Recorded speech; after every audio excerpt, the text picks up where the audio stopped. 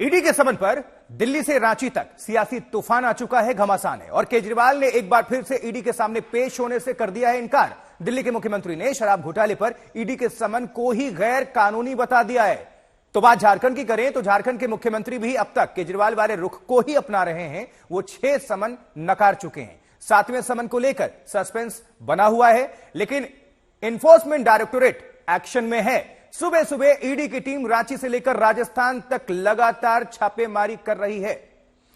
और सबसे पहले दिल्ली पर अपडेट कर दे अरविंद केजरीवाल को लेकर सीएम केजरीवाल ने भेजा समन पर ईडी को जवाब और ईडी के सामने पेश नहीं होंगे अरविंद केजरीवाल। यह है सुबह की तस्वीर और अपडेट। केजरीवाल ने तीसरे समन पर भी पेशी से इनकार कर दिया है। यह इस वक्त की ब्रेकिंग न्यूज, बड़ी खबर आप सभी दर्शकों को पहुंचा देते हैं।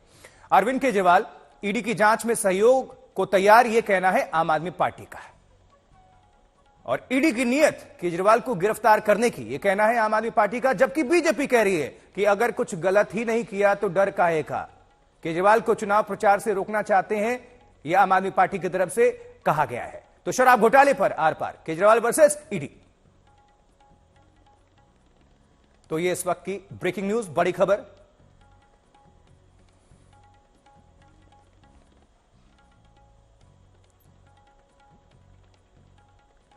चलिए, तो दिल्ली को लेकर अपडेट तो कर ही रहे हैं।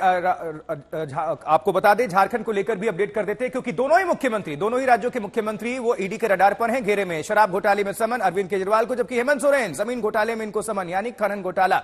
इसको लेकर मुख्यमंत्री झारखंड हेमंत सोरेन वो निशाने पर हैं। 7 समन पेश नहीं हुए। 6 समन पहले नकार चुके थे। 7वें सस्पेंस बरकरार है 7वें समन को लेकर, लेकिन जानकारी मिल रही कि उसमें भी सामना नहीं करेंगे, पेश नहीं होंगे। समन को बताया सियासी, यानी दोनों तरफ से आप देख पा रहे हैं। दिल्ली की बात हो, अरविंद केजरीवाल यहां के मुख्यमंत्री, या झारखंड वहां के मुख्यमंत्री हेमंत सोरेन, दोनों ही कह रहे हैं इस समन को लेकर कि ये राजनीतिक है, ये सियासी है। समन को गैर कानूनी बता रहे हैं अरविंद केजरीवाल, जबकि मुख्यमंत्री झारखंड समन को भी सियासी करार दे रहे हैं।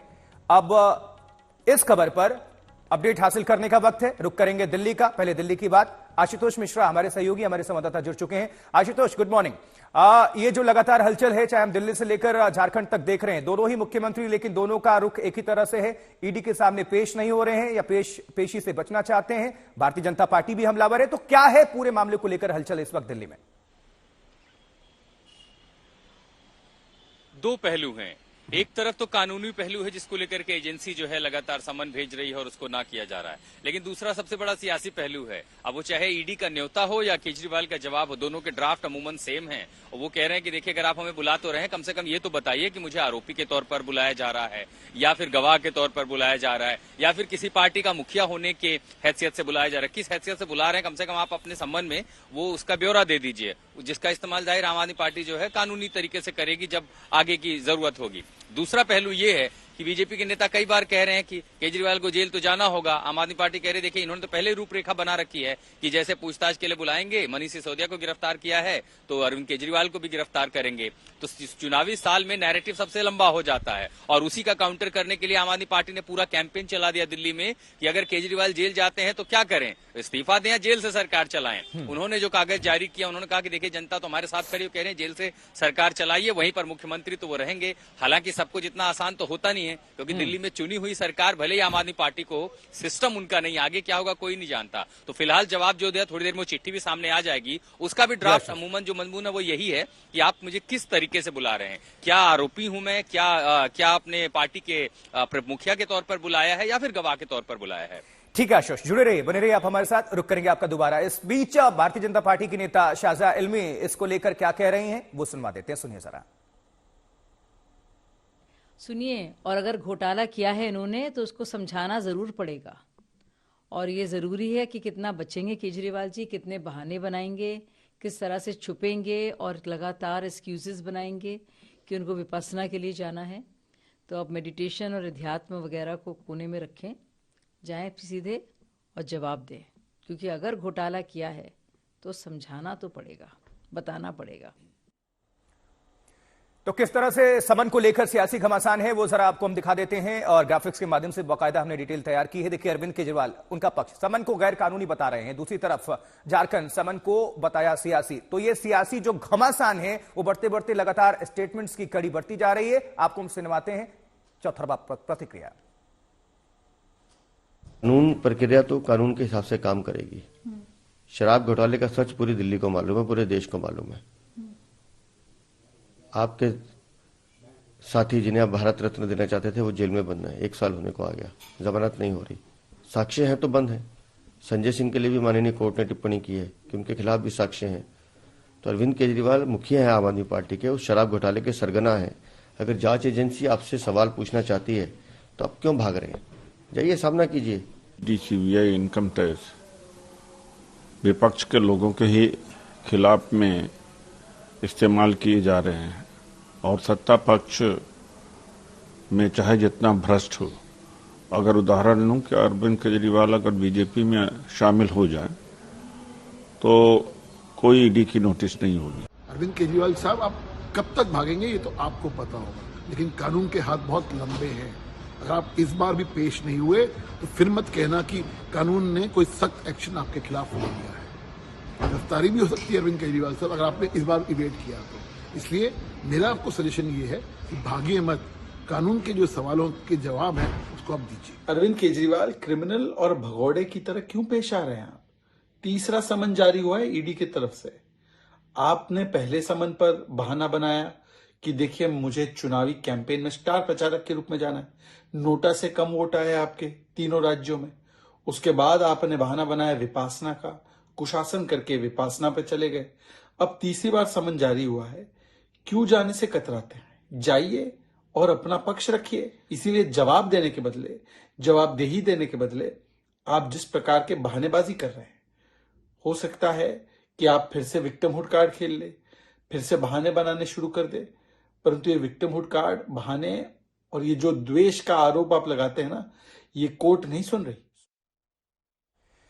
तो भारतीय जनता पार्टी हमलावर है इस पूरे मामले को लेकर। चलिए अब रुक करते हैं आम आदमी पार्टी दफ्तर का। पंकज जैन हमारे सहयोगी वहां से मौजूद हैं। पंकज, लगातार समन जारी किया जा रहा है ईडी की तरफ से, लेकिन पेश नहीं हो रहे हैं अरविंद केजरीवाल। आम आदमी पार्टी बचाव तो कर रही है, लेकिन बीजेपी हमलावर है। कब तक बचेंगे और कब तक समन का जवाब नहीं दिया जाएगा, कब तक वो पेश नहीं होंगे, ये अपने आप में सस्पेंस है। क्या कह रही है आम आदमी पार्टी?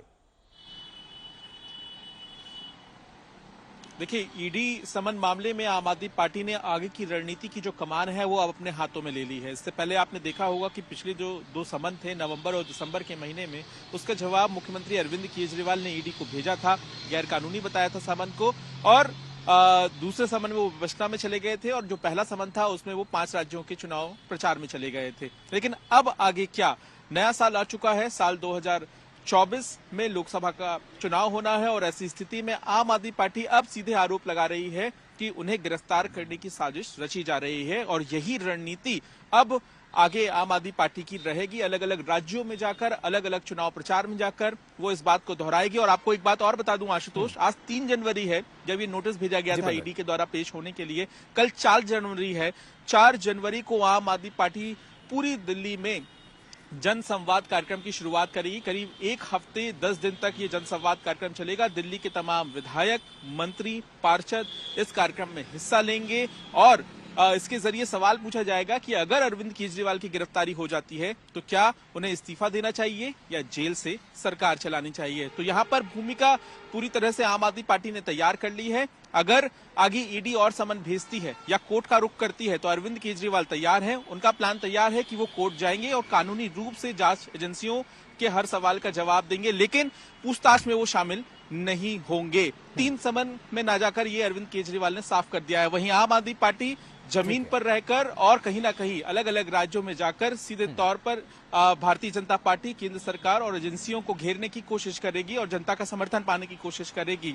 मंत्री सौरभ भारद्वाज कुछ ही देर में आम आदमी पार्टी दफ्तर पहुंच रहे हैं और देखना होगा कि वो किस तरह से इस पूरे आरोप का जवाब देते हैं जो बीजेपी लगा रही है, क्योंकि 11:30 बजे भारतीय जनता पार्टी भी प्रेस कॉन्फ्रेंस करेगी। और पंकज, जानकारी देते देते जरा अगर आप दिखा पाएं तो तस्वीरें भी दिखा दीजिए। आप दफ्तर में क्या माहौल है, कौन कौन पहुंचा है या फिर क्या हलचल है, उसको दिखाते दिखाते जानकारी पहुंचा दीजिए जल्दी से।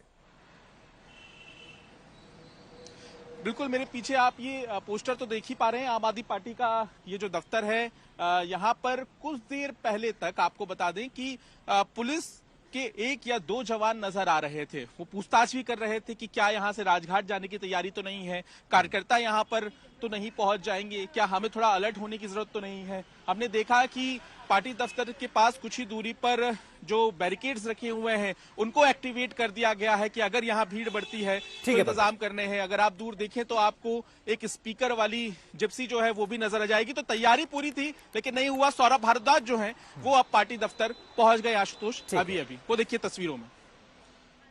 ठीक है पंकज, जुड़े रहिए, फिर से आपका हम रुख करेंगे।